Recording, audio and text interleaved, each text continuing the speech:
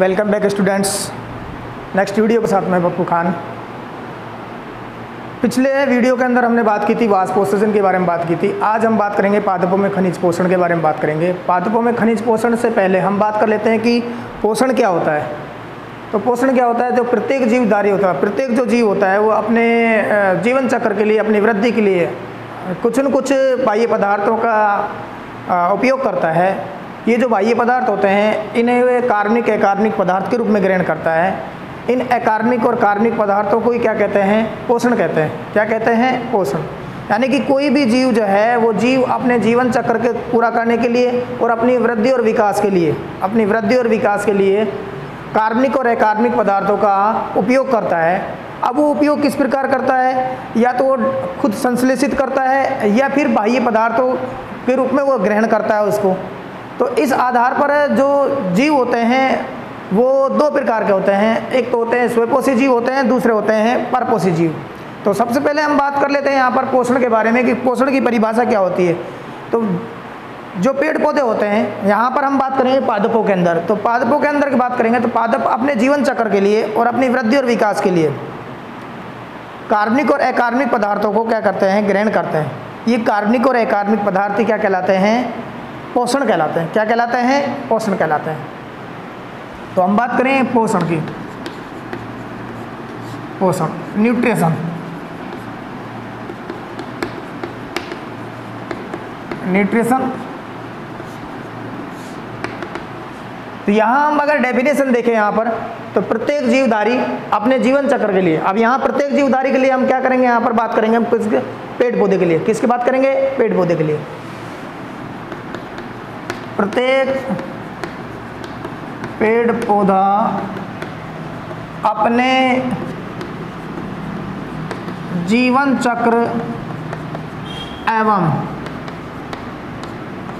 वृद्धि व विकास के लिए, वृद्धि एवं विकास के लिए, वृद्धि एवं विकास के लिए, जीवन चक्र और वृद्धि और विकास के लिए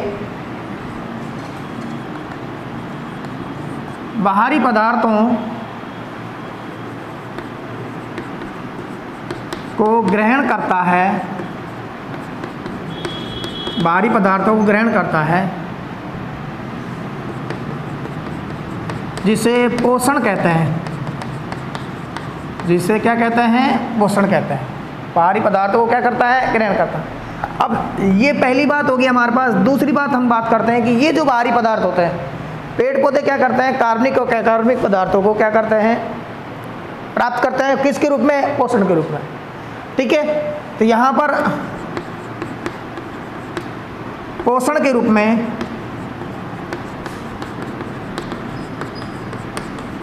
कार्बनिक एवं अकार्बनिक पदार्थ उपयोग में लिए जाते हैं।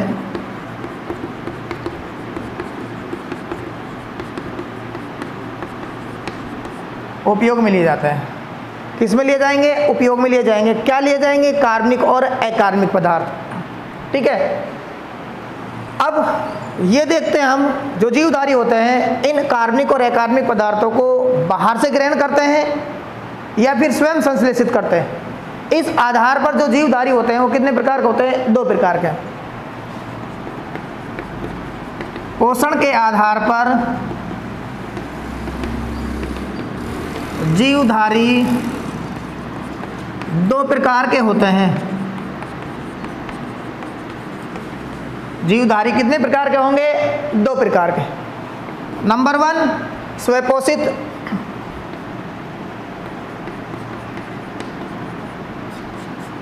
और नंबर 2 परपोषित। स्वपोषित और परपोषित। अब जो स्वपोषित होते हैं, स्वपोषित यानी कि ऑटोट्रॉफ,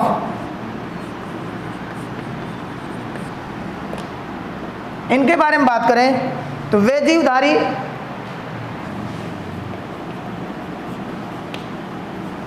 धारी जो अपना पोषण अपना पोषण स्वयं संश्लेषित करते हैं।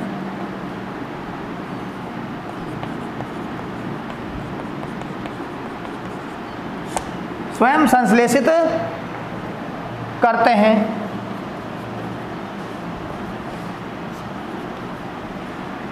स्वयंपोषी कहलाते हैं।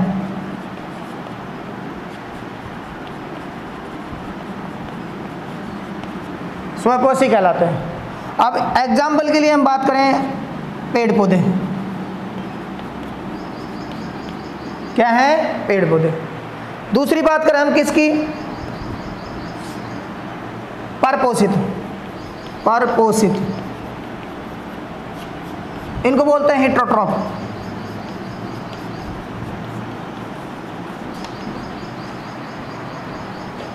वे जीवधारी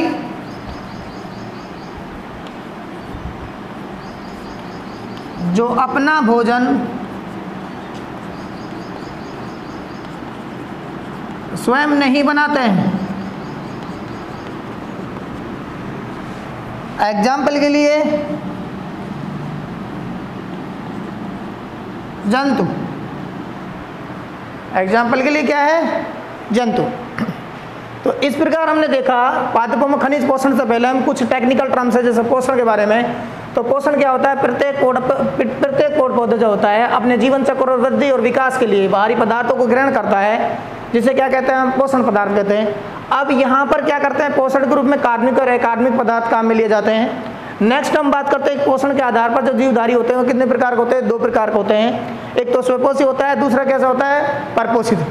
स्वयंपोषी होते हैं वो जीवधारी जो अपना भोजन स्वयं पर बनाते हैं, एक तरह स्वयं सिंथेसिस करते हैं, संश्लेषण करते हैं, वो क्या कहलाते हैं? स्वयंपोषी कहलाते हैं। जैसे पेड़ पौधे होते हैं अपना भोजन खुद बनाते हैं। नेक्स्ट हम बात करें परपोषित। तो परपोषित के अंदर हम यहाँ बात करते हैं कि वे जीवधारी जो अपना भोजन स्वयं बनाते हैं, भोजन के लिए दूसरे जीवों पर स्वयं नहीं बनाते और भोजन के लिए दूसरे जीवों पर निर्भर रहते हैं। तो यहाँ पर हम देख लेते हैं एक और ख़ास बात है यहाँ। अगर हम देखें तो यहाँ जो पेड़ पौधे होते हैं वो कार्बनिक पदार्थों का तो स्वयं संश्लेषण करते हैं। पेड़ पौधे होते हैं कार्बनिक पदार्थों का तो स्वयं संश्लेषण करते हैं, लेकिन अकार्बनिक पदार्थों को वो बाहर से ग्रहण करते हैं। जबकि अगर हम बात करें किसकी?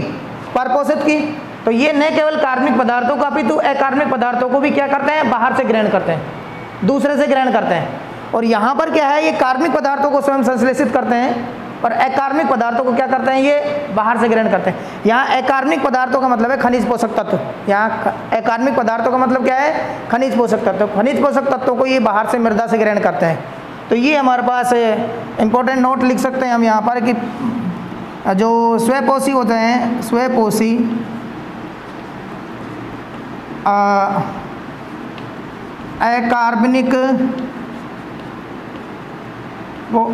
अकार्बनिक पदार्थों को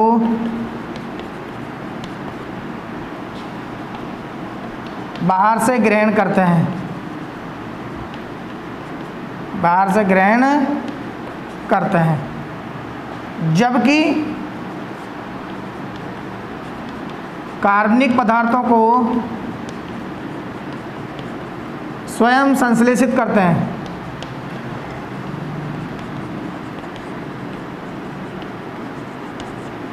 स्वयं संश्लेषित करते हैं। ये हमने यहाँ पर एक इम्पोर्टेंट बात बताई आपको। और अगर हम बात करें परपोषी के अंदर, तो न केवल कार्बनिक पदार्थ अपितु अकार्बनिक पदार्थों को भी परपोषी जो जीव होते हैं वो क्या है? दूसरे से ग्रहण करते हैं। ठीक है। अब हम नेक्स्ट बात करेंगे कि ये जो पोषक पदार्थ हैं पेड़ पौधों के लिए इनकी अनिवार्यता क्या है, इनकी आवश्यकता क्या है। इस आवश्यकता के अध्ययन के लिए हम विभिन्न प्रकार की विधियों का उपयोग करेंगे, उसको हम निम्न प्रकार देखेंगे।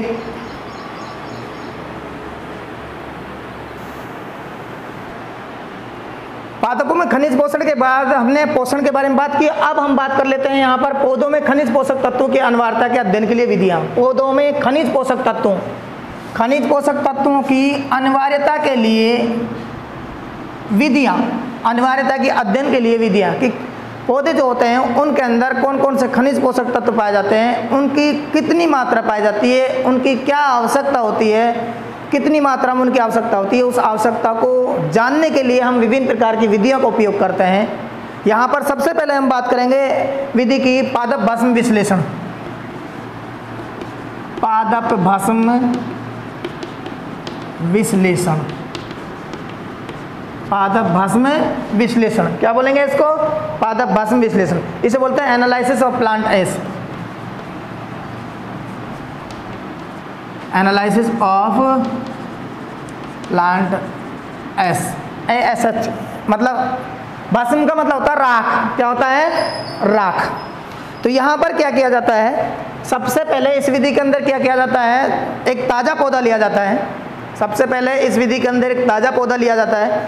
उस ताज़े पौधे को ओवन के अंदर 2-3 दिन तक गर्म किया जाता है। ओवन का जो टेम्परेचर होता है वो 70 से 80 डिग्री टेम्परेचर के मध्य रखा जाता है। तो इस ओवन के अंदर इस पादप को, जो फ्रेश पादप है, इसको गर्म किया जाता है। अब इस प्रक्रिया के द्वारा क्या होता है? इस गर्म करने से क्या होता है? पादप के अंदर जो जल की मात्रा होती है वो जल वाष्प के रूप में बाहर निकल जाती है। अब इस प्रक्रिया के पश्चात जो पादप होता है वो शुष्क पादप के रूप में बचता है हमारे पास। किसके रूप में बचता है? शुष्क पादप के रूप में। अब हम आगे देखते हैं कि इस शुष्क रूप में क्या पाया जाता है। इस शुष्क रूप में पाया जाएगा कोशिका भित्ति पाई जाएगी, पॉलीसेकेराइड पाया जाएगा, लिग्निन पाया जाएगा, ठीक है ना। तो इस प्रकार कार्बनिक अम्ल पाए जाएंगे। यहाँ पर ये जो पदार्थ पाए जा रहे हैं, कोशिका भित्ति है, पॉलीसेकेराइड है, लिग्निन है, कार्बनिक अम्ल है, इनमें कार्बनिक और अकार्बनिक दोनों प्रकार के पदार्थ पाए जाते हैं। अब चूंकि हमें इनको भी अलग करना है, इनकी भी देखना है कितनी मात्रा पाई जाती है, तो ऐसे में क्या करते हैं हम और अधिक टेम्परेचर पर इनको गर्म करते हैं ताकि कार्बनिक पदार्थ अलग हो जाए, अकार्बनिक पदार्थ अलग हो जाए। तो इसके लिए क्या किया जाता है? इस शुष्क पादप को, इस शुष्क शेष बचे पादप को क्या करते हैं? 6000 डिग्री सेल्सियस तापमान पर गर्म करते हैं। अब जिसके कारण क्या होता है? जो कार्बनिक जो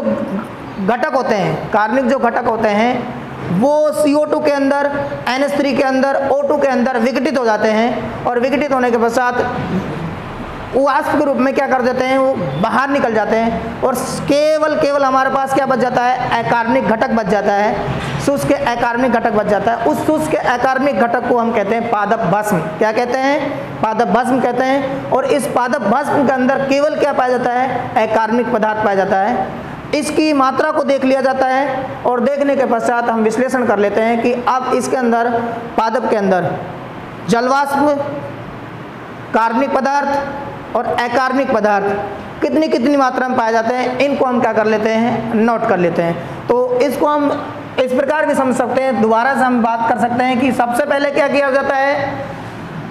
ताज़ा पौधा लिया जाता है। क्या लिया जाता है? ताज़ा पौधा लिया जाता है। इसको कहाँ रखते हैं? ओवन में। किस में रखते हैं? ओवन के अंदर। और ओवन के अंदर टेम्परेचर कितना होता है? 70 डिग्री से 80 डिग्री C। कितने दिन के लिए रखते हैं? कितने दिन के लिए रखते हैं? 2 से 3 दिन। 2 से 3 दिन के लिए रखते हैं। अब 2 से 3 दिन रखने के पश्चात ये क्या हमारे पास? शुष्क पौधा प्राप्त होता है। क्या प्राप्त होता है? शुष्क पौधा। और यहाँ से भाई हमारे पास क्या निकल जाता है? जलवाष्प। क्या निकल जाता है? जलवाष्प बाहर निकल जाता है, उड़ जाता है। अब केवल क्या रह जाता है? शुष्क पौधा। अब इस शुष्क पौधे के अंदर हमारे पास क्या होते हैं? कोशिका भित्ति,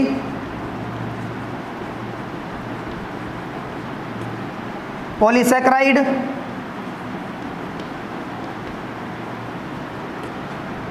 लिग्निन,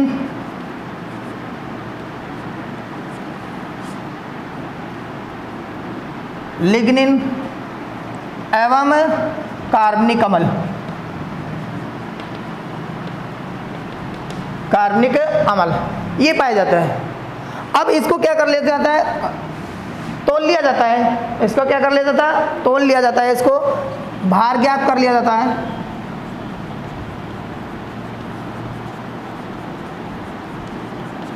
इसका क्या कर लिया जाता है? भार ज्ञात कर लिया जाता है।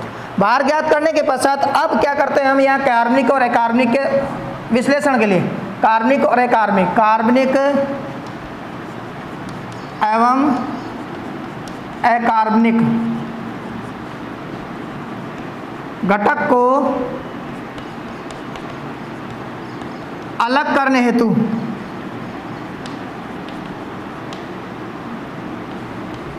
छह 6000 डिग्री C तापमान पर गर्म करते हैं। अब जब 6000 डिग्री से तापमान पर इसको गर्म किया जाएगा तो गर्म करने के पश्चात क्या हो जाएगा,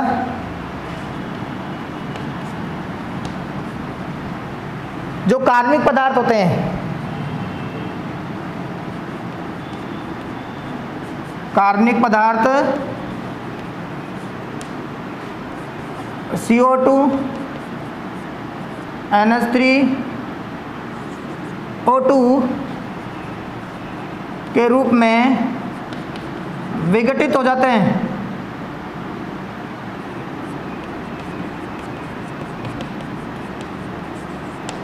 किसके रूप में हो जाएंगे, CO2 NH3 और O2 के रूप में विघटित हो जाएंगे।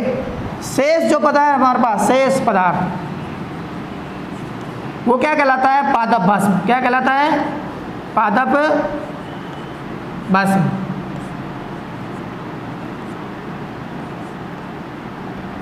पादप भस्म कहलाता है। इस पादप भस्म को क्या कर लेते हैं, विश्लेषण कर लिया जाता है। इसका क्या कर लिया जाता है, विश्लेषण कर लिया जाता है। और विश्लेषण करने पर पता लगा लिया जाता है कि इसके अंदर कौन कौन से अकार्बनिक पदार्थ है। तो यहाँ पर ये देखते हैं हम, इसमें अंदर क्या होता है, अकार्बनिक पदार्थ का, अकार्बनिक पदार्थ। देखिएगा, अगेन रिपीट कर रहा हूँ, एक ताज़ा पौधे लेते हैं, उसको ओवन में रखते हैं। ओवन का टेम्परेचर 70 से 80 डिग्री टेम्परेचर होता है।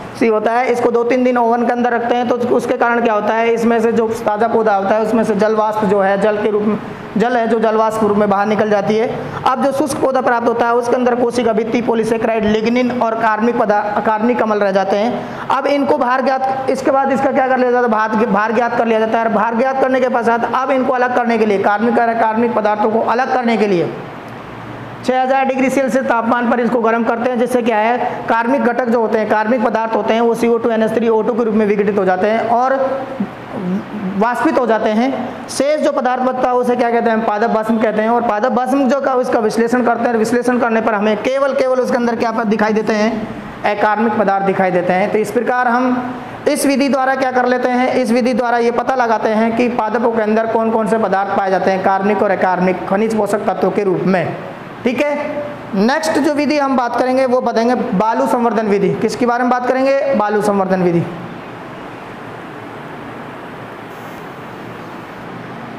तो दूसरी विधि हम बात करेंगे बालू संवर्धन विधि। किसके बारे में बात करेंगे, बालू संवर्धन विधि।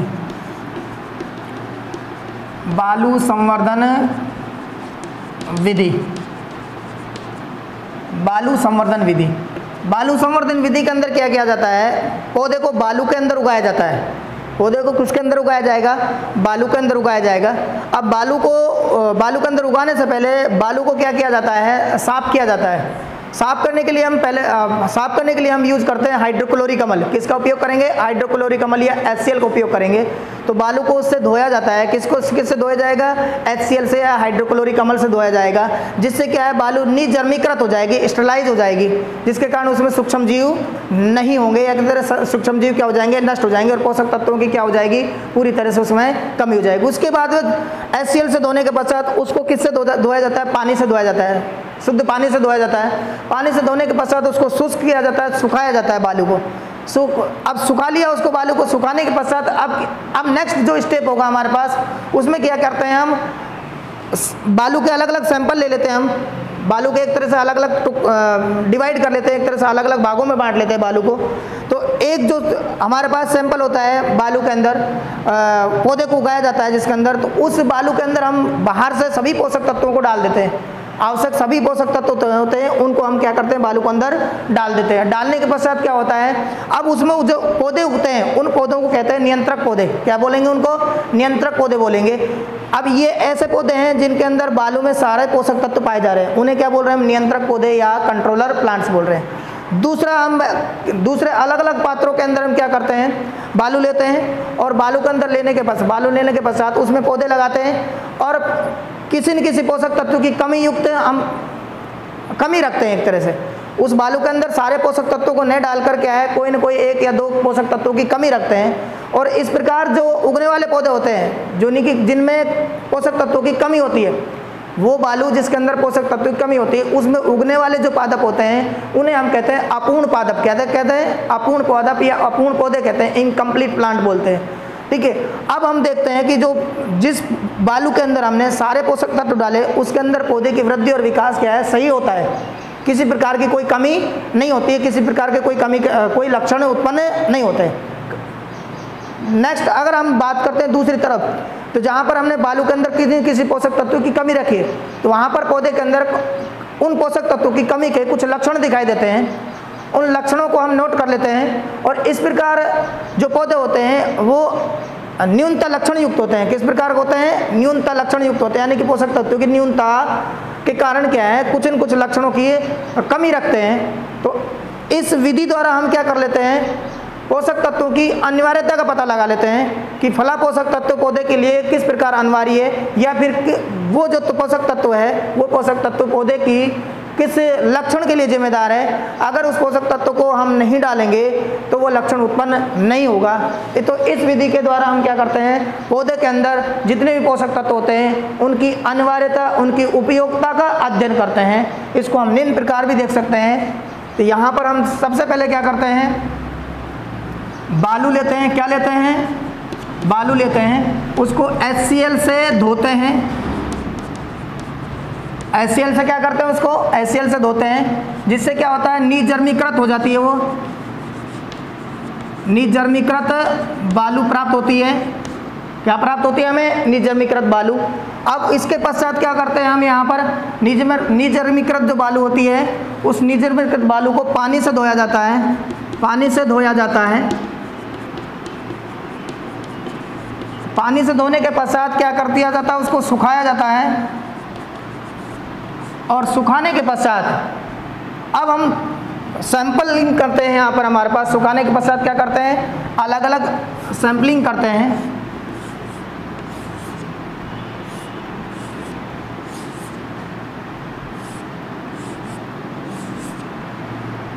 यहाँ पर हम क्या करते हैं, ये बालू लिया, पोषक तत्व डाल दिए, सभी पोषक तत्व डाल दिए, और इसके अंदर क्या है, हमने पौधे उगाया।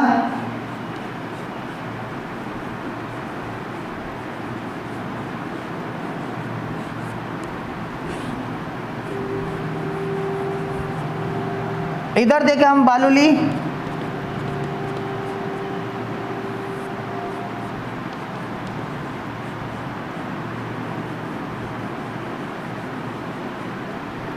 यहाँ बालू, एक पोषक तत्व की कमी युक्त संवर्धन माध्यम, एक पोषक तत्व की कमी युक्त क्या लिया हमने, संवर्धन माध्यम लिया। तो यहाँ पर क्या है, तने की लंबाई नहीं बढ़ पा रही है,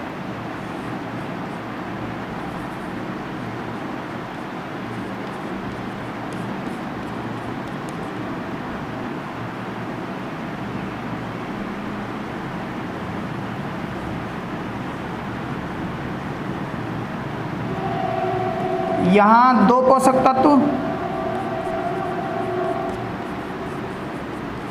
की कमी युक्त, दो पोषक तत्व की कमी युक्त बालू ले लिया हमने इसके अंदर। ठीक है, दो पोषक तत्व की कमी युक्त पोषक पदार्थ। तो यहाँ तो देखिएगा तने का अभाव, तने की वृद्धि में कमी, यहाँ पर पत्तियों का आकार में विकृति, ये अभाव लक्षण है। क्या है ये, अभाव लक्षण, अभाव लक्षण। तो ये जो पादप है हमारे पास, ये दो पादप है, ये तो कैसे है, अपूर्ण पौधे, अपूर्ण पौधे। और ये हमारे पास क्या है, पूर्ण पौधा। या हम इसको क्या कह सकते हैं, एक तरह से अपूर्ण पौधा बोला है हमने इसको, और इसको हमने क्या बोला, नियंत्रक पौधा। नियंत्रण पौधा, कंट्रोलर क्या बोला है इसको, प्लांट। और ये क्या है, इनकम्प्लीट, इनकम्प्लीट प्लांट है। तो इस प्रकार बालू संवर्धन विधि द्वारा क्या करते हैं, बालू लेते हैं, उसको HCl से धोते हैं, निजमीकृत करते हैं, निजमीकृत करने के पश्चात उसको पानी से धोया जाता है, सुखाया जाता है, और सुखाने के पश्चात उसमें पौधे उगाए जाते हैं विभिन्न प्रकार से। एक विधि, एक पात्र के अंदर क्या है, सारे पोषक तत्व डाल दिए जाते हैं, पौधा उगाया जाता है। दूसरे पात्र के अंदर एक पोषक तत्व की कमी रखी जाती है, तीसरे पात्र के अंदर 2 पोषक तत्वों के में रख देते हैं। उसके कारण क्या है, अब जो सारे पोषक तत्व युक्त पौधा होता है उसे कहते हैं हम नियंत्रक पौधा या पूर्ण पौधा कहते हैं, और जो कि पोषक तत्व कमी युक्त पौधे होते हैं उन्हें क्या कहते हैं हम अपूर्ण पौधे, या हम कह सकते हैं इनकम्प्लीट पौधे। इनके अंदर अभाव रोग पाए जाते हैं, अभाव लक्षण पाए जाते हैं पोषक तत्व कमी वाले, जिनको हम इस प्रकार दर्शाते हैं।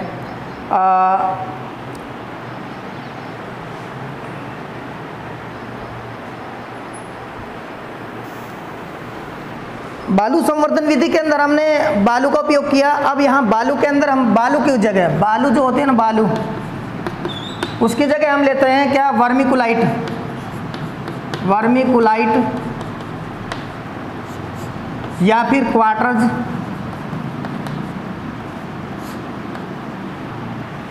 वर्मिकुलाइट लेते हैं, क्वार्टर्स लेते हैं, या फिर प्लास्टिक चिप्स लेते हैं।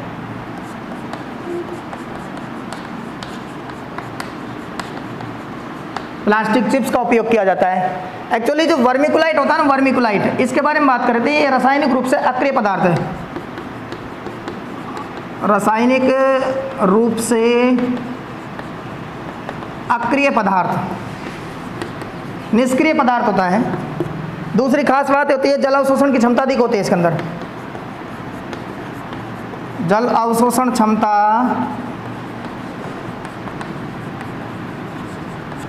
अधिक होती है। जल अवशोषण क्षमता क्या होती है इसके अंदर, अधिक होती है। जब हम वर्मिकुलाइट का उपयोग करते हैं तो वर्मिकुलाइट का उपयोग कर, एक और बात ये ऊष्मारोधी भी होता है। कैसा होता है, ऊष्मारोधी। हाँ, नेक्स्ट हम बता रहे थे कि वर्मिकुलाइट का जब उपयोग करते हैं हम, किसका उपयोग करेंगे, वर्मिकुलाइट का उपयोग करेंगे, तो इस विधि को हम कहते हैं वर्मिकुलोपोनिक्स। वर्मिकुलोपोनिक्स, वर्मिकुलोपोनिक्स भी कहते हैं। क्या नाम दिया गया है इसको, बालू संवर्धन की जगह अगर हम किसका उपयोग करें, वर्मिकुलाइट का। तो वर्मिकुलाइट क्या है, रासायनिक रूप से अक्रिय पदार्थ है, जल अवशोषण की क्षमता अधिक होती है, ऊष्मारोधी होता है, और इस विधि को क्या कहते हैं, वर्मिकुलोपोनिक्स विधि कहते हैं। इसके अलावा हम क्वार्टर्स भी ले सकते हैं, प्लास्टिक चिप्स भी ले सकते हैं, क्योंकि बालू को क्या है, हमें साफ करना होता है, सुखाना होता है, तो इसमें दिक्कत आती है, कठिनाई आती है। इस कठिनाई को दूर करने के लिए हम किसका उपयोग करते हैं, वर्मिकुलाइट का उपयोग करते हैं। ठीक है, तो इसमें हम अभी हमने बात की बालू संवर्धन की या वर्मिकुलोपोनिक्स की बात की थी। अब नेक्स्ट बात करेंगे हाइड्रोपोनिक्स की। किसकी बात करेंगे, हाइड्रोपोनिक्स की बात करेंगे, जल संवर्धन की।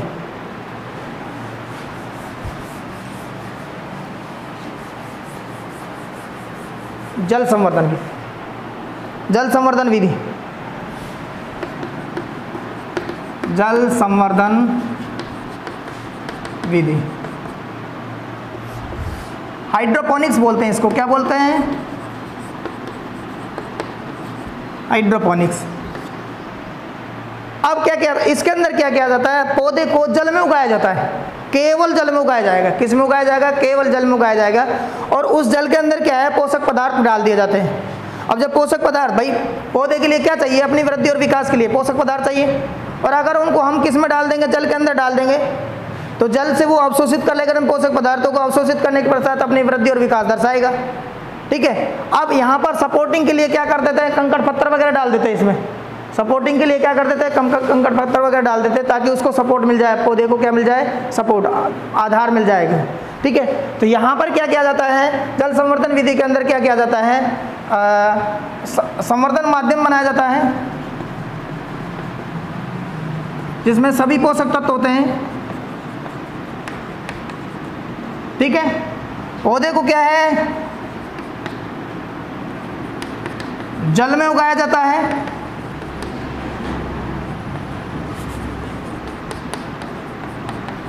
किस में उगाया जाता है, पौधे को जल में उगाया जाता है। आवश्यक सभी पोषक तत्व जल में डाल दिए जाते हैं, आवश्यक सभी पोषक तत्व किस में डाल दिए जाते हैं, जल में डाल दिए जाते हैं। और अब न्यूनतम लक्षण प्राप्त करने के लिए, यानी कि पोषक तत्व की अनिवार्यता, उसकी उपयोगिता ज्ञात करने के लिए क्या करते हैं, उस जल के अंदर क्या है, किसी पोषक तत्व की कमी रख देते हैं, जिससे अब उस कमी के कारण क्या है, पौधे में कोई अभाव लक्षण उत्पन्न होगा। जैसे हमने वहाँ पर कोई कमी रखी थी ना, इसी प्रकार यहाँ भी क्या है, सारे पोषक तत्वों को नहीं डालकर क्या अलग अलग प्रकार से हम अलग अलग पोषक तत्व की उपयोगिता जानने के लिए क्या करते हैं, एक कोई न कोई पोषक तत्व की कमी रख देते हैं। तो उस कमी के कारण क्या देखते हैं, उसके अंदर लक्षण देखते हैं कि क्या लक्षण उत्पन्न हो रहा है या कौन सा अभाव लक्षण उत्पन्न हो रहा है उसके अंदर। तो यहाँ पर हम ये भी कह सकते हैं ना कि अभाव लक्षण देखने के लिए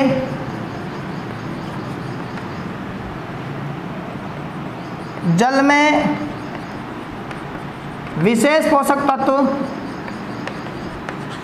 की कमी रखते हुए सभी पोषक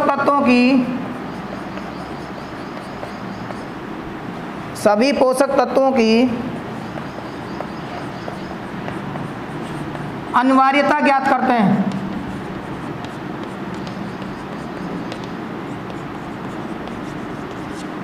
क्या करते हैं, अनिवार्यता ज्ञात करते हैं। हाइड्रोपोनिक्स के अंदर क्या किया जाता है, एक संवर्धन माध्यम ले लिया जाता है जिसमें सभी पोषक तत्व पाए जाते हैं, पौधे को जल में उगाया जाएगा, आवश्यक सभी पोषक तत्व जो होते हैं जल के अंदर डाल दिए जाते हैं।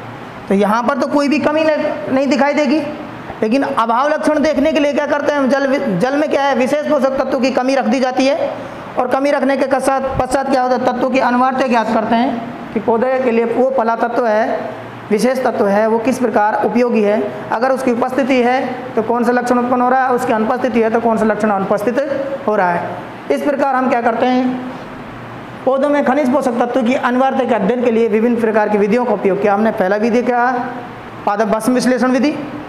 दूसरी विधि क्या के लिए, बालू संवर्धन विधि। बालू संवर्धन विधि का एक तीसरा रूप था हमारे पास क्या है, वर्मीकोलोपिनिक्स, जिसमें हमने वर्मीकोलाइट का उपयोग किया। और तीसरी जो विधि हमारे पास वो क्या है, जल संवर्धन विधि, यानी कि हाइड्रोपोनिक्स विधि। इस प्रकार हमने पौधों के अंदर विभिन्न प्रकार के पोषक तत्वों की अनिवार्यता के अध्ययन के लिए इन विधियों का उपयोग किया। नेक्स्ट हम बात करेंगे पौधे में अनिवार्य पोषक तत्व, उनको नेक्स्ट वीडियो के अंदर देखेंगे, ठीक है, ओके।